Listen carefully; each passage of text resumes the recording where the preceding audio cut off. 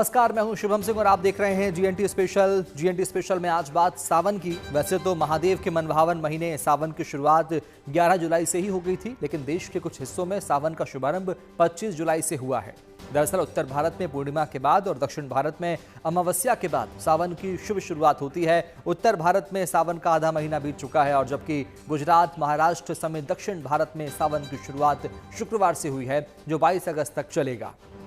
ऐसे में इस समय पूरा देश शिव भक्ति में लीन है। देश के कोने कोने में महादेव का जय घोष है। कल सावन का सोमवार है। भगवान शिव के जलाभिषेक के लिए कांवड़ियों का शिव मंदिरों में तांता लगा है। उज्जैन में महाकाल हो या काशी में बाबा विश्वनाथ या फिर देवघर में बाबा बैद्यनाथ का दरबार, हर शिवालय बाबा के भक्तों की जयकार से गुंजायमान है। महादेव की भक्ति की कुछ ऐसी ही तस्वीरें महाराष्ट्र और दक्षिण भारत के शिवालयों से ही आस्था की बयार देखने के लिए मिल रही है। त्र्यंबकेश्वर से लेकर रामेश्वरम तक शिव भक्ति की बयार बह रही है। हर तरफ हर हर महादेव का जय घोष हो रहा है। आज जीएनटी स्पेशल में हम आपको महादेव के 6 ज्योतिर्लिंग धामों के बारे में बताएंगे और उनके दर्शन करवाएंगे। चलिए सबसे पहले बात करते हैं ज्योतिर्लिंग की स्थापना स्वयं मर्यादा पुरुषोत्तम भगवान श्री राम ने की थी और इस ज्योतिर्लिंग का क्या कुछ विशेष महत्व है, जानते हैं इस रिपोर्ट में।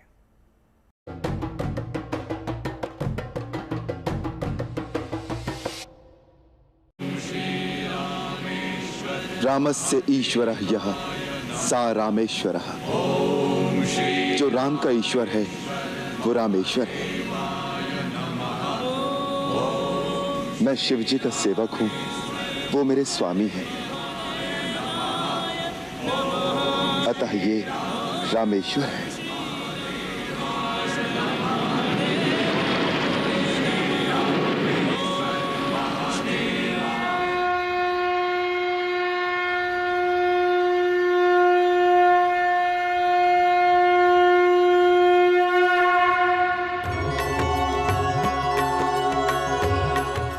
राम के ईश्वर हैं, वही रामेश्वर हैं। 4 धामों में एक, 12 ज्योतिर्लिंग में एक। देश के दक्षिणतम छोर पर तमिलनाडु की भूमि पर मौजूद है रामेश्वरम धाम।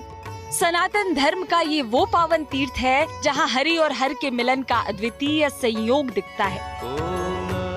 ये रामायण महाग्रंथ का वो पवित्र अध्याय है जहां पहुंचकर राम कथा में देवादिदेव महादेव के प्राकट्य का मंगल मुहूर्त आता है। रामेश्वरम चेन्नई से लगभग 425 मील दूर तमिलनाडु के रामनाथपुरम जिले में स्थित है रामेश्वरम ज्योतिर्लिंग धाम। हिंद महासागर और बंगाल की खाड़ी से घिरे एक शंख जैसे आकार वाले टापू पर मौजूद ये वो दिव्य तीर्थ है जो युगों युगों से करोड़ों भारतीयों की आस्था का केंद्र है। बताया जाता है कि काफी पहले ये द्वीप मुख्य भूमि से जुड़ा हुआ था, लेकिन कालांतर में समंदर की लहरों ने इसे मुख्य भूमि से अलग कर दिया। 12 ज्योतिर्लिंग में शामिल रामेश्वरम ज्योतिर्लिंग की स्थापना की कथा त्रेता युग में रामायण से जुड़ती है। मान्यता है कि इसे मर्यादा पुरुषोत्तम श्री राम ने अपने हाथों से स्थापित किया था। यहाँ उन्हीं के नाम पर देवादिदेव रामेश्वरम नाम से पूजे जाते हैं। राम कथा में रामेश्वर की स्थापना का प्रसंग लंका कांड के आरंभ में आता है। जब लंका की दहलीज तक पहुंचने को सागर का विस्तार लांघने के लिए वानर सेना सिंधु तट पर पहुंच चुकी थी। पार उतरने के लिए राम नाम के सेतु का निर्माण आरंभ हो चुका था। तभी श्री राम के मन में अपने आराध्य महादेव की स्थापना का विचार आता है। श्री रामचरितमानस में तुलसीदास लिखते हैं, परम रम्य उत्तम यह धरनी, महिमा अमित जाय नहीं बरनी, करिहूं इहाँ शंभु थापना, मोरे हृदयम परम कल्पना।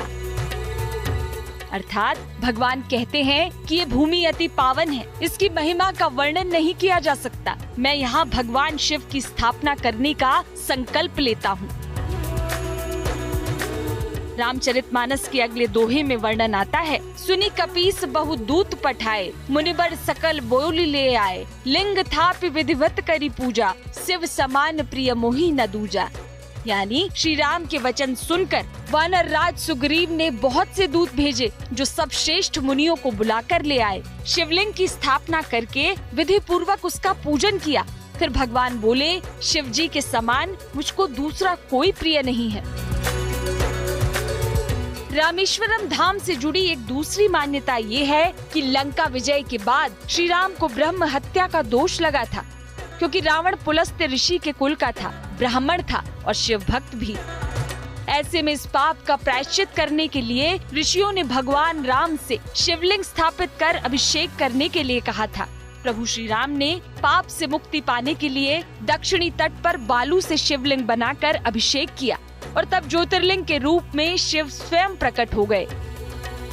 मान्यता है कि रामेश्वरम महादेव की स्थापना से पहले श्री राम ने बजरंगबली को काशी से शिवलिंग लाने के लिए कहा था, लेकिन बजरंगबली को आने में देरी हुई तो माता सीता ने सागर तट पर बालू से ही शिवलिंग स्थापित कर दिया।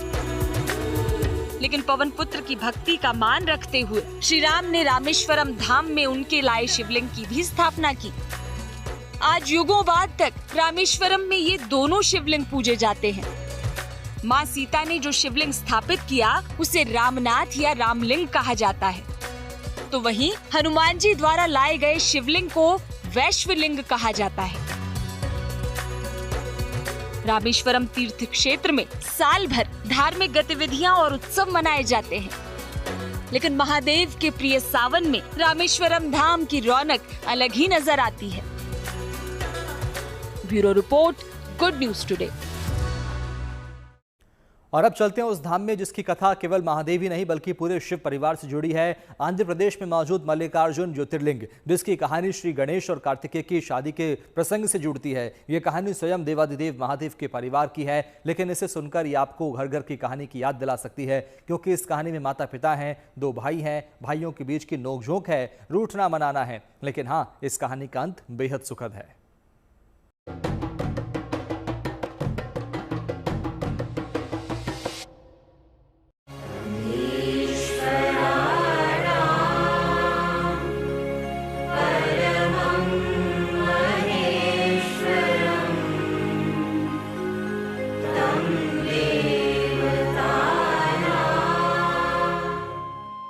आंध्र प्रदेश के कुर्नूल जिले में कृष्णा नदी के किनारे श्री शैल पर्वत पर मल्लिकार्जुन रूप में विराजे हैं साक्षात देवादिदेव महादेव।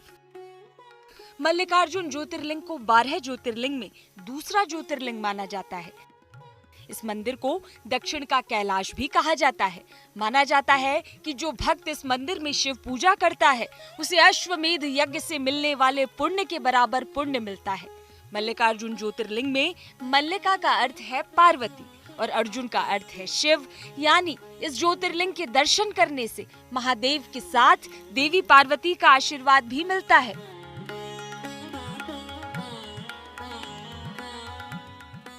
श्री शैलम का संदर्भ प्राचीन हिंदू पुराणों और महाभारत में भी आता है। स्कंद पुराण में श्री शैल कांड अध्याय में मल्लिकार्जुन मंदिर का उल्लेख किया गया है। कहा जाता है कि आदि शंकराचार्य ने जब इस मंदिर की यात्रा की तब उन्होंने शिवानंद लहरी की रचना की थी। तो वहीं शताब्दियों से तमिल संत इस प्राचीन मंदिर में भगवान मल्लिकार्जुन की आराधना करते आए हैं। मल्लिकार्जुन ज्योतिर्लिंग की कथा शिव पार्वती, गणेश जी और कार्तिकेय स्वामी से जुड़ी है। जब गणेश जी और कार्तिकेय स्वामी विवाह योग्य हुए तो एक दिन शिव जी और देवी पार्वती ने सोचा कि अब इन दोनों पुत्रों का विवाह करा देना चाहिए। तब शिव पार्वती ने कार्तिकेय और श्री गणेश से कहा कि आप दोनों में से जो इस संसार की परिक्रमा करके पहले लौट आएगा, हम उसका विवाह पहले करवाएंगे। शिव जी की शर्त सुनते ही कार्तिकेय स्वामी अपने वाहन मोर पर बैठकर तुरंत उड़ गए, लेकिन गणेश जी अपने वाहन चूहे पर बैठे और कुछ सोचने के बाद उन्होंने अपने माता पिता की परिक्रमा कर ली। गणेश जी ने शिव पार्वती से कहा कि मेरे लिए तो आप दोनों ही पूरा संसार हैं। गणेश जी की इस बात से शिव पार्वती बहुत प्रसन्न हुए। उन्होंने गणेश जी का विवाह करवा दिया। इसके कुछ समय बाद कार्तिकेय स्वामी संसार की परिक्रमा करके वापस लौट आए तो उन्होंने देखा कि गणेश जी का विवाह तो हो चुका है। भगवान शंकर की आज्ञा पाकर गणेश जी और कार्तिकेय जी परिक्रमा करते हैं तो सबसे पहले गणेश जी परिक्रमा करके आ जाते हैं, और जब कार्तिकेय जी आते हैं तो वह देखते हैं कि गणेश जी हमसे पहले परिक्रमा करते हैं, तो वह क्रोधित होकर उस स्थान से चले जाते हैं। कथा में आगे बताया गया है कि इसके बाद शिव पार्वती ने नाराज कार्तिकेय को मनाने की कई कोशिशें की, लेकिन कुमार कार्तिकेय नहीं माने। जब शिव पार्वती को लगा कि कार्तिकेय अब कैलाश लौटकर नहीं आएंगे, तो उन्होंने तय किया कि अब से वे ही समय समय पर कार्तिकेय से मिलने जाएंगे। माना जाता है कि इसके बाद से शिव पार्वती वेश बदलकर कार्तिकेय को देखने पहुंचते थे। जब ये बात कार्तिकेय को मालूम हुई, तो उन्होंने वहां एक शिवलिंग स्थापित किया, जिसमें शिव पार्वती ज्योति रूप में विराजित हो गए। कालांतर में श्री पर्वत पर ठीक इसी स्थान पर भव्य मंदिर का निर्माण करवाया गया। एक मान्यता ये भी है कि हर अमावस्या पर शिव जी और पूर्णिमा पर देवी पार्वती यहाँ कार्तिकेय से मिलने आते हैं। श्रीशैल पर्वत पर ये पूरा क्षेत्र घनघोर वन में है। मल्लिकार्जुन मंदिर से कुछ किलोमीटर की दूरी पर शिखरेश्वर और हाटकेश्वर मंदिर है। इसके अलावा घने जंगल के बीच एक अम्मा देवी का मंदिर भी मौजूद है। दुनिया भर के श्रद्धालु श्रीशैल तीर्थ में मल्लिकार्जुन के दर्शन करने आते हैं और महादेव के इस ज्योतिर्लिंग धाम में शिव पार्वती का आशीर्वाद एक साथ पाते हैं। Bureau report, good news today. और अब आपको ले चलते हैं महाराष्ट्र में मौजूद भीमाशंकर ज्योतिर्लिंग धाम, जिसकी कहानी रामायण से जुड़ी है।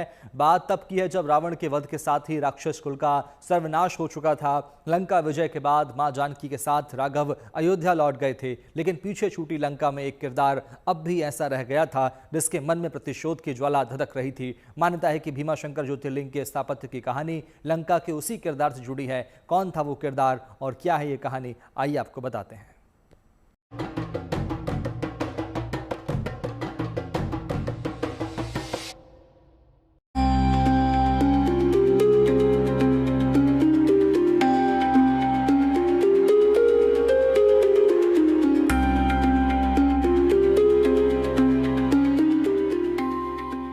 महाराष्ट्र में पश्चिमी घाट पर सह्याद्री पर्वतमाला की खूबसूरत पहाड़ियों के बीच ये भीमाशंकर महादेव का पावन धाम है। भीमाशंकर महादेव को 12 ज्योतिर्लिंग में एक माना जाता है। भीमाशंकर महाराष्ट्र ही नहीं बल्कि देश के विख्यात धार्मिक स्थलों में से एक है। यहीं से भीमा नदी भी निकलती है। भीमा नदी जब परभणी पहुंचती है तो वो चंद्रप्रभा बन जाती है।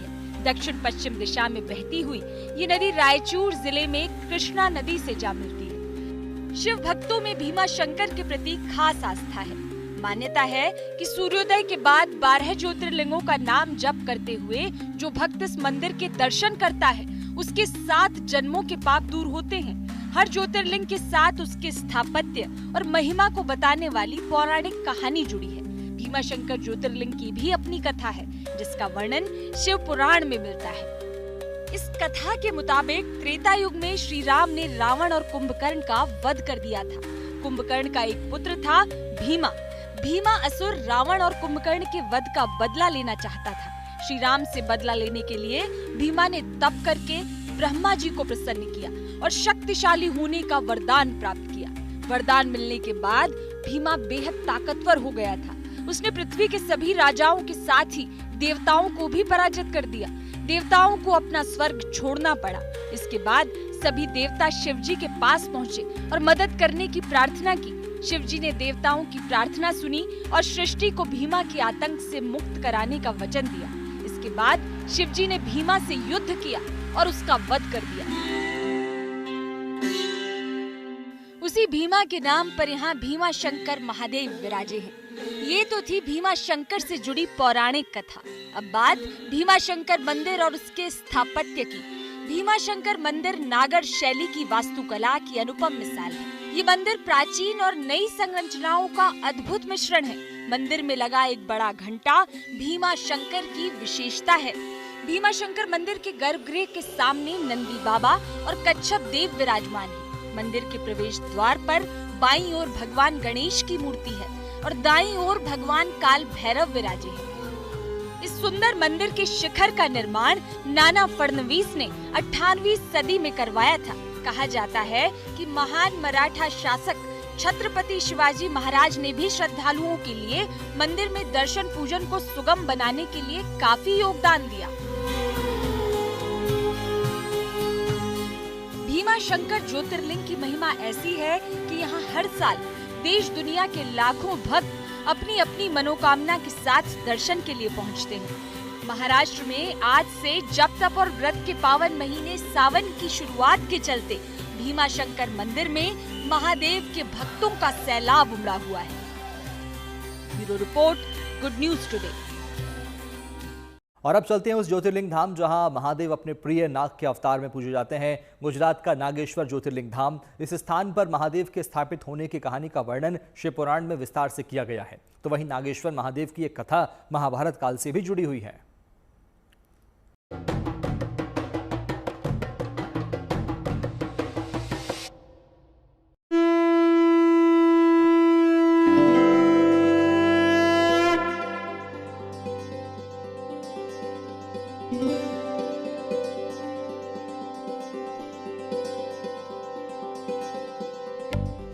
नागों के ईश्वर नागेश्वर।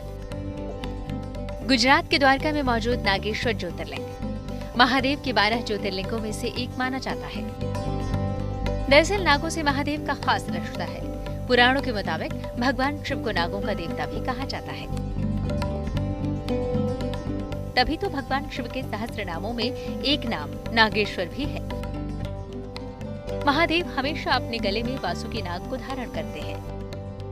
पौराणिक मान्यता है कि वासुकी नाग के प्रयास से ही सागर मंथन संभव हो सका था। पौराणिक कथा के अनुसार नागराज वासुकी भगवान शिव के परम भक्त थे। वे हमेशा उनकी पूजा करने में लीन रहते थे। कथा के अनुसार समुद्र मंथन के समय नागराज वासुकी ने रस्सी का काम किया था। भोलेनाथ नागराज की भक्ति को देखकर प्रसन्न हो गए थे और उन्होंने वासुकी नाग को अपने गले से लिपटे रहने का वरदान दिया था। सिंध पुराण में उल्लेख मिलता है कि वासुकी नाग महादेव के लिए पुत्र समान है। वैसे मान्यता है कि सिर्फ वासुकी नाग ही नहीं बल्कि पूरी नाग और सर्प प्रजाति के लिए महादेव के मन में विशेष प्रेम है। तभी तो महादेव के प्रिय माह सावन में उनके आभूषण नागों की उपासना का भी विधान है। हर साल श्रावण शुक्ल पंचमी तिथि को नागों की पूजा का पर्व नाग पंचमी मनाया जाता है। द्वारका में महादेव के इस धाम में भक्त आध्यात्मिक शक्ति, सिद्धियां और धन प्राप्ति की कामना के साथ उनके आभूषण नागों की पूजा करते हैं। मान्यता है कि यहाँ दर्शन और पूजन करने से भक्तों की कुंडली में काल सर्प दोष और सर्प दोष जैसे अशुभ योगों का असर कम होता है।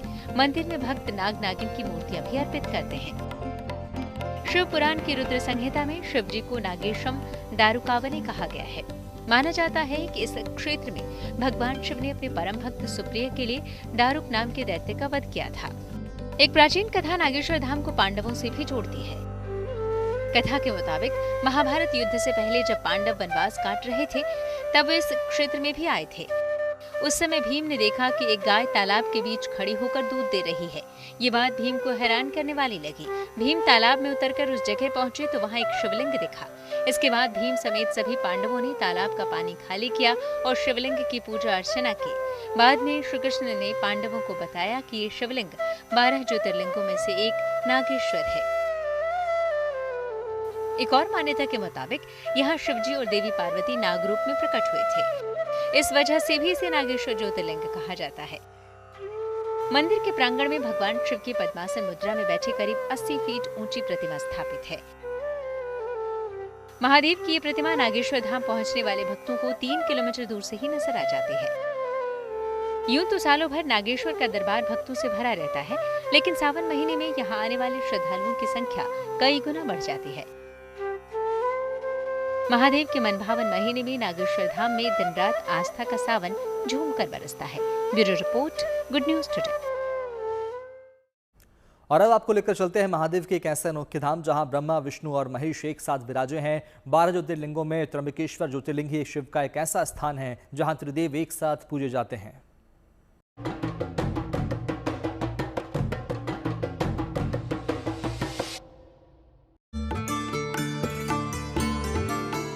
महाराष्ट्र के नासिक जिले में मौजूद है त्र्यंबक गांव और इसी गांव में विराजते हैं बाबा त्र्यंबकेश्वर।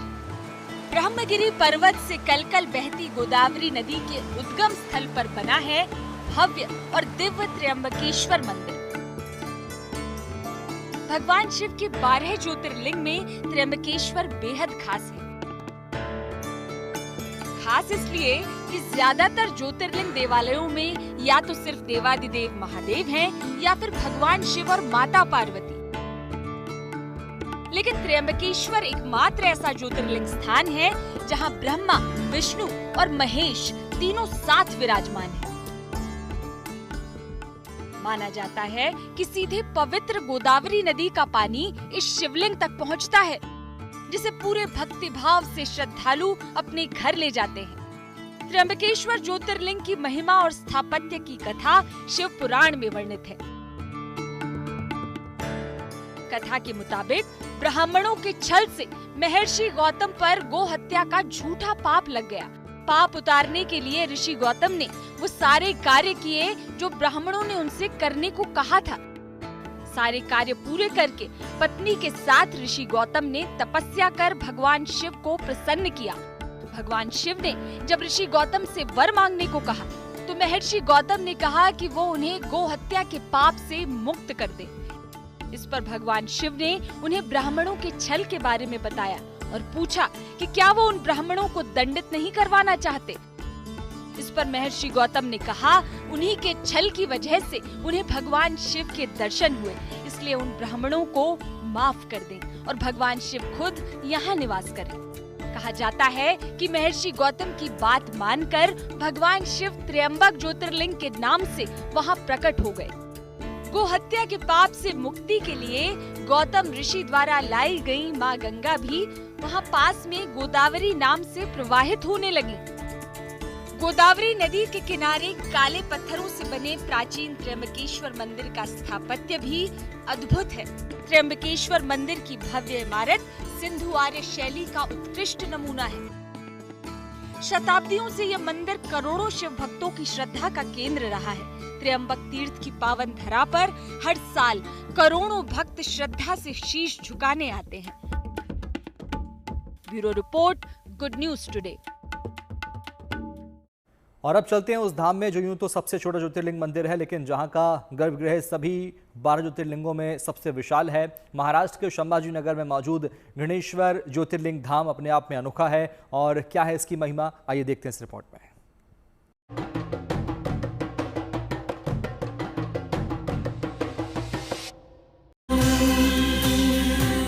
महाराष्ट्र के औरंगाबाद जिले में एलागंगा नदी और अजंता एलोरा गुफाओं के नजदीक घृष्णेश्वर ज्योतिर्लिंग रूप में विराजे हैं साक्षात देवादिदेव महादेव।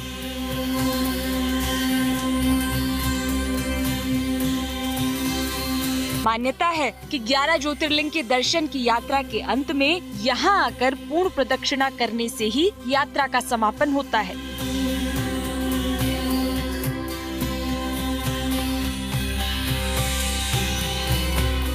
घृष्णेश्वर ज्योतिर्लिंग के समीप ही एक सरोवर भी है जिसे शिवालय के नाम से जाना जाता है। मान्यता है कि ज्योतिर्लिंग की यात्रा बिना शिवालय दर्शन के पूरी नहीं होती। इच्छित फल की प्राप्ति शिवालय के आशीर्वाद से ही होती है। पद्म पुराण में कहा गया है, दिवा वसामी सर्वत्र रात्रौ च शिवालय, अर्थात भगवान दिन में तो सब जगह वास करते हैं लेकिन रात में शिवालय तीर्थ के पास ही बसते हैं। इसलिए घृष्णेश्वर में शयन आरती का विशेष महत्व है।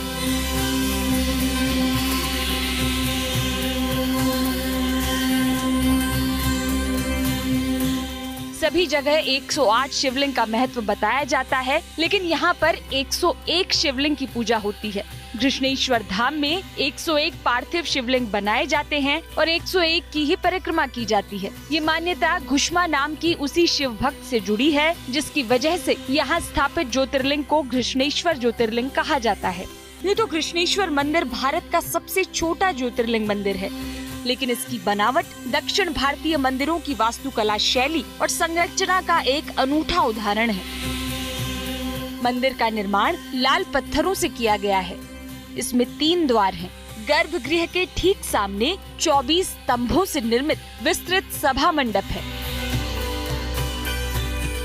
देवादिदेव महादेव की इस पुण्य भूमि के दर्शन करने के लिए साल भर देश दुनिया के श्रद्धालु पहुंचते हैं, लेकिन खास तौर पर महादेव के प्रिय सावन महीने में घृष्णेश्वर धाम में आस्था का अमृत खूब बरसता है। Bureau report, good news today.